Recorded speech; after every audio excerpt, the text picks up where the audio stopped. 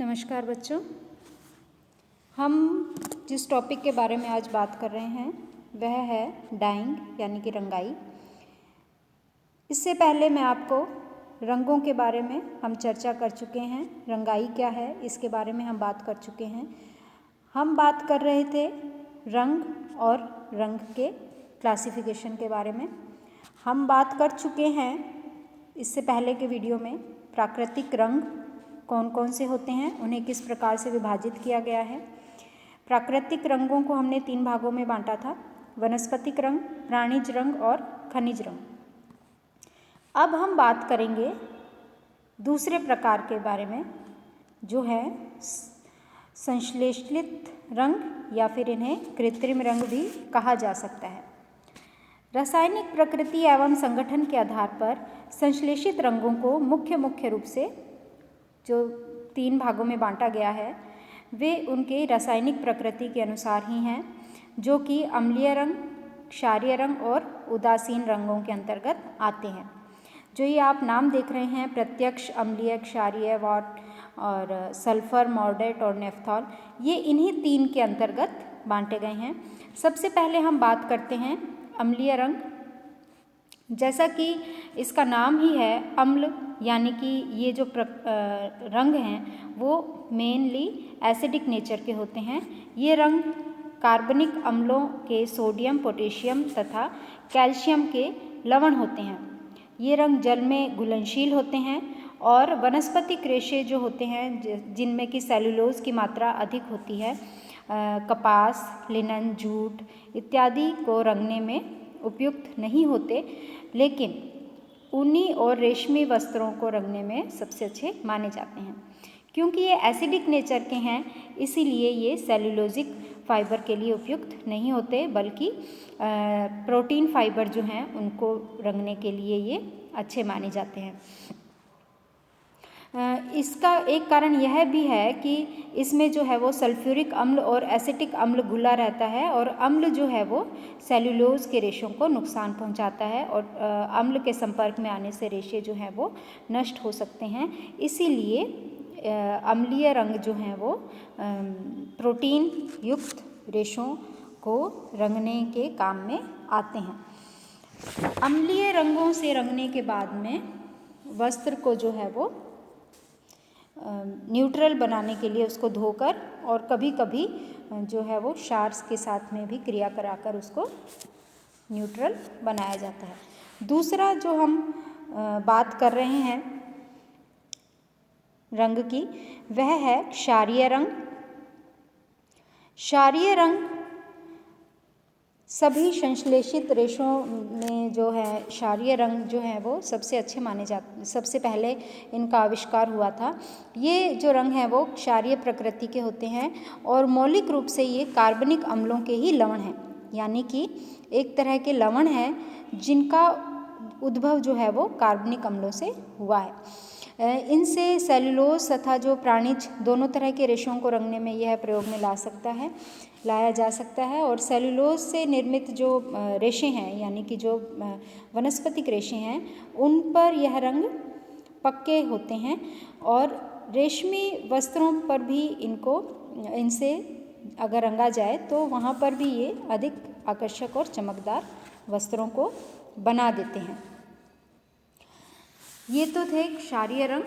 इसके बाद में जो हम तीसरा प्रकार इसमें पढ़ रहे हैं वह है उदासीन रंग। उदासीन रंग यानी ना इनमें एसिडिक नेचर है और ना ही उनमें एल्कलीन नेचर है, यानी कि ना तो वो अम्लीय हैं ना ही वो क्षारीय हैं।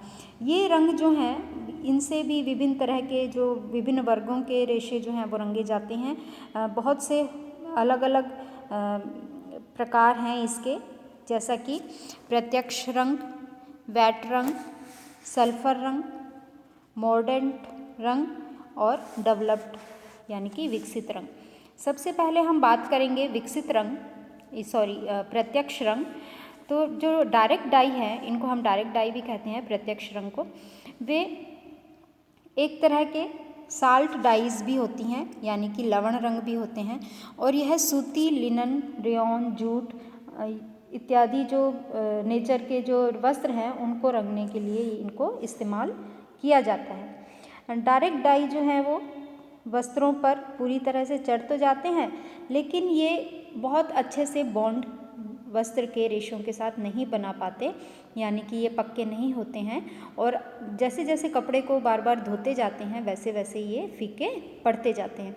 कुछ हैं ऐसे रसायन जिनके साथ में डाइस को प्रयोग किया जाए तो वो पक्के हो सकते हैं, लेकिन बहुत ज़्यादा ये पक्के नहीं हो पाते हैं। जैसे कि नमक का उपयोग करना या फिर पोटेशियम बाइक्रोमेट या फिर फॉर्मेल्डिहाइड के साथ में भी अतिरिक्त यदि फिनिश दी जाए कपड़े को तो इसको कुछ हद तक पक्का हम कर सकते हैं, लेकिन बहुत अधिक पक्का अगर हम कहें तो ये नहीं हो पाते हैं। अगली जो फिनिश है डाई है वह है वेट डाई, यानी कि वेट रंग। वेट डाई जो है वो सेलुलोज रेशों के वस्त्रों को रंगने के लिए उपयोग में लाई जाती हैं और ये जो रंग हैं वो पक्के होते हैं। इन रंगों से कृत्रिम रेशों को भी रंगा जा सकता है, लेकिन कृत्रिम रेशों के साथ में जब हम इनको रंगते हैं तो बंधकों का इस्तेमाल करना पड़ता है, यानी कि जो बॉन्डिंग एजेंट हैं जो कि डाई और कपड़े के बीच में उसको पक्का करने के लिए इस्तेमाल होते हैं, उनको यूज़ किया जाता है। इन रंगों को भी नेक्स्ट 3 समूहों में बांटा गया है, इंडिगो, एंथ्राक्विनाइड और सल्फर।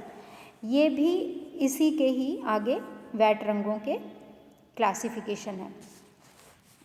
नेक्स्ट जो रंग है वह है सल्फर रंग, यानी कि सल्फर डाई। और इन रंगों को सल्फर डाई इसलिए कहते हैं क्योंकि इन रंग में सल्फर की अधिकता होती है।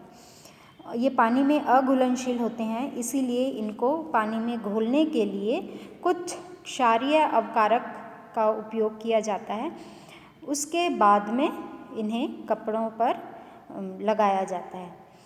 इन रंगों को रेशों के अंदर प्रवेश करने के लिए रिड्यूसिंग एजेंट, यानी कि अभी मैंने कहा क्षारीय अवकारक प्रतिकर्मक का प्रयोग करा जाता है।